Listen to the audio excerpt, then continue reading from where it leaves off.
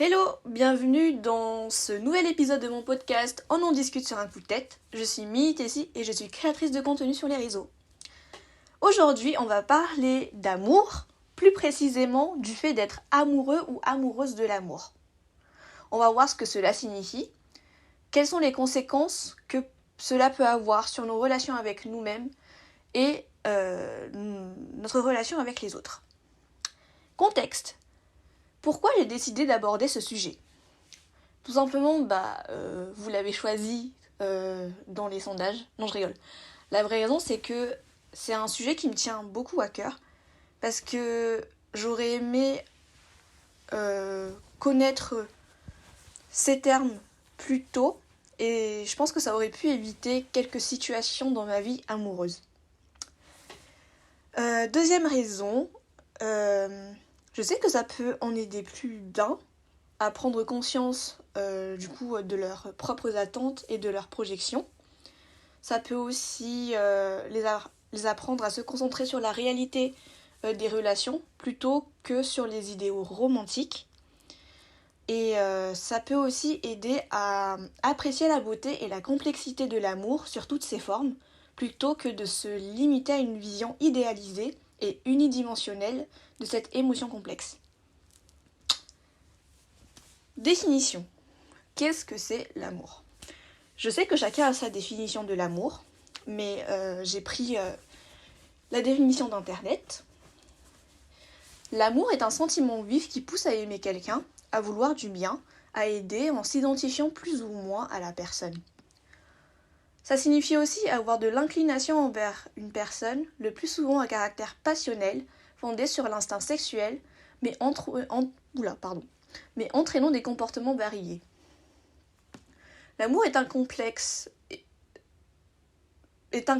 complexe et multidimensionnel qui peut être vécu et interprété de différentes manières selon les personnes et les situations. Voilà la petite définition de l'amour. Et être amoureux de l'amour, qu'est-ce que ça signifie ?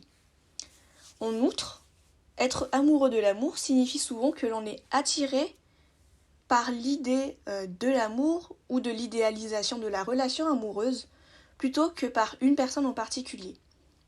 Cela peut être dû à plusieurs facteurs, tels que le manque d'expérience en matière de relation, le désir de combler un vide émotionnel, la peur de l'engagement ou une recherche constante de la romance.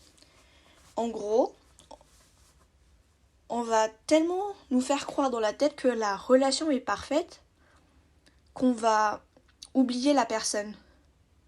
On va oublier comment la personne est, comment la personne elle parle, comment elle se comporte. On va vraiment effacer tout ça en fait et rester concentré que sur la relation et rien d'autre. Et du coup, on se retrouve donc dans un état émotionnel romantique et idéalisé où l'on est en fait dans une quête d'expérience intense et passionnée qui peut donner un sens profond à la vie. C'est ce qu'on croit en fait dans notre tête. Ce qui fait que on va enchaîner les relations, tomber amoureux rapidement, sans prendre le temps de connaître la personne. On est tellement à la recherche du parfait amour qu'on va même pas se contenter, mais on va même pas prendre le temps en fait de faire connaissance avec la personne, de savoir qui elle est réellement, mais on veut juste une relation, point, c'est tout. Et en fait, cette conception de l'amour est souvent véhiculée dans la culture populaire, notamment dans les films américains et tout ça, les chansons d'amour, ou encore les livres, comment on appelle ça déjà ? Les jeunes adultes surtout. Et en fait, dans ces domaines-là, l'amour est souvent représenté comme une finalité ultime et le but de la vie. Or, en soi, c'est pas... si votre but, c'est ça, c'est propre à vous, c'est vous qui voyez, mais ça ne nous permet pas, en fait, de profiter réellement de la vie. Est-ce que cela peut avoir une connotation positive ? Alors, dans un sens, oui, être amoureux de l'amour peut avoir des connotations plus positives. Je m'explique.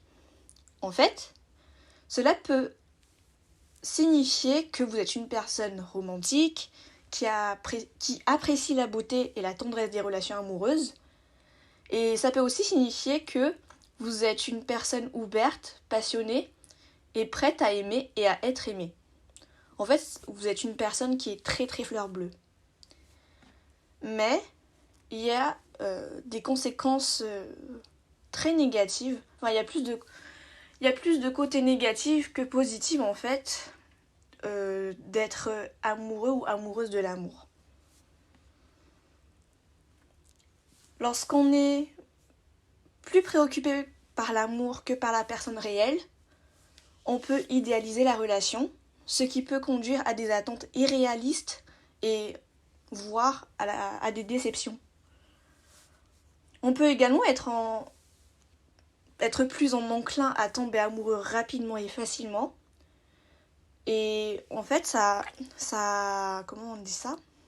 Ça rend difficile en fait la construction de relations durables, que ce soit envers vous-même ou avec les autres.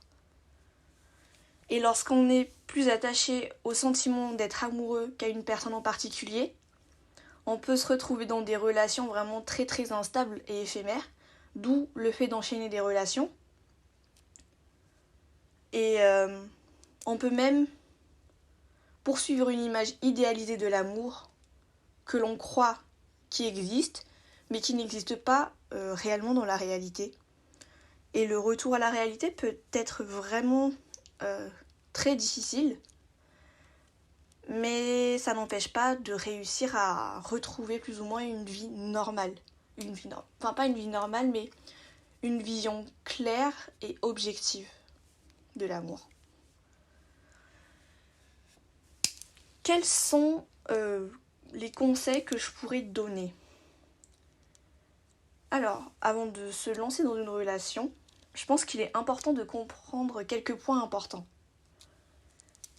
Premier point, l'amour ne se résume pas à une simple idée ou une attente irréaliste. Les relations amoureuses impliquent des personnes réelles qui eux aussi ont des sentiments, avec leur propre personnalité, leurs forces et leurs faiblesses. Ce qui font d'eux des humains, bien sûr. Et en fait, il faut prendre le temps de connaître la personne et construire une relation basée sur la confiance, la communication et le respect mutuel. Deuxième point, l'amour ne peut pas tout résoudre et les relations amoureuses nécessitent souvent des compromis et des efforts continus pour fonctionner. En fait, c'est pas parce que c'est la relation idéale dans votre tête que vous n'allez plus faire d'efforts. En fin de compte, être amoureux de l'amour peut être une étape normale, on va dire, dans une vie amoureuse. Mais l'amour nécessite un réel travail constant et demande de la patience, de la compréhension et de l'engagement.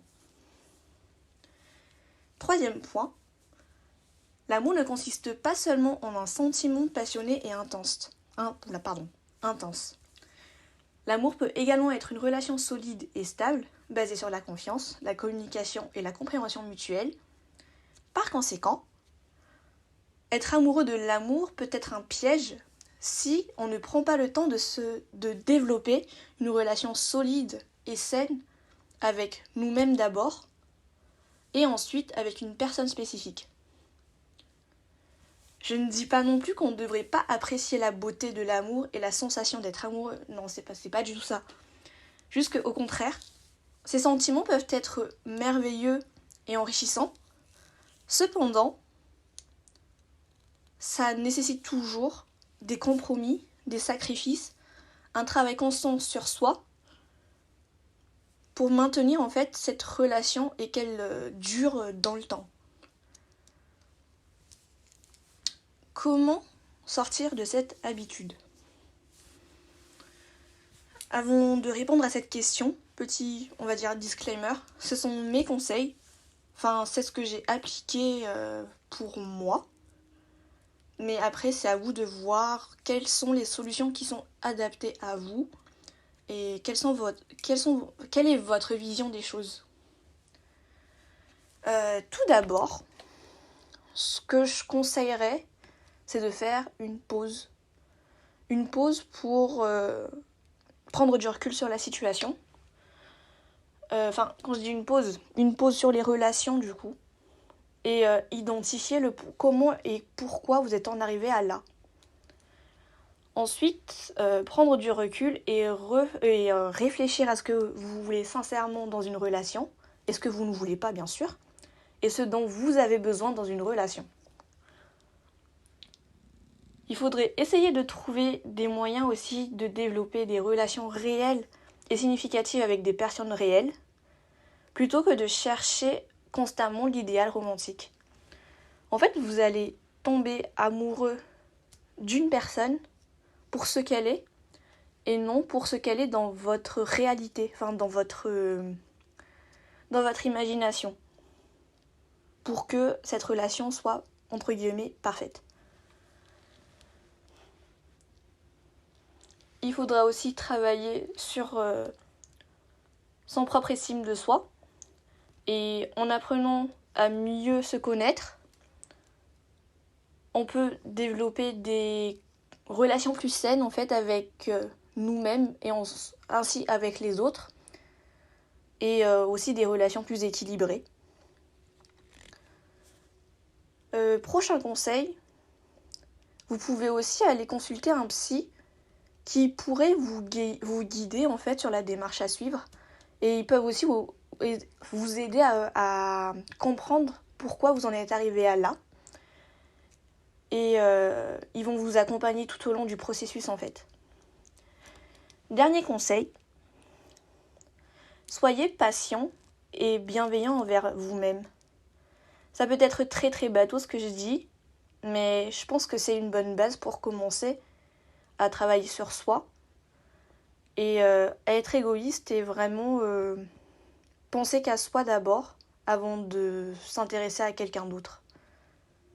Parce que, ma vision de l'amour, c'est que on peut trouver l'amour à 18 ans et divorcer à 30 ans, comme on peut trouver l'amour à 96 ans ou à 50 ans, peu importe. Il n'y a pas d'âge pour trouver l'amour. En conclusion, être amoureux de l'amour peut signifier différentes choses pour différentes personnes. Chacun a sa vision des choses. Cela peut être une fascination pour le sentiment d'être amoureux ou une appréciation de la beauté de l'amour, mais il est important de ne pas tomber dans le piège pour poursuivre une image idéalisée de l'amour au détriment d'une relation saine et stable. L'amour est un travail constant et demande des compromis, des sacrifices et une communication ouverte. On peut profiter de l'amour tout en se rappelant que cela implique également des responsabilités et des engagements. Voilà. J'espère que le podcast vous a plu et que vous avez passé un bon moment. N'hésitez pas à me suivre et à commenter et à partager le podcast autour de vous. On se retrouve bientôt pour un nouvel épisode. Bonne soirée à ceux qui l'écoutent le soir et bonne journée à ceux qui l'écoutent en journée. Bisous!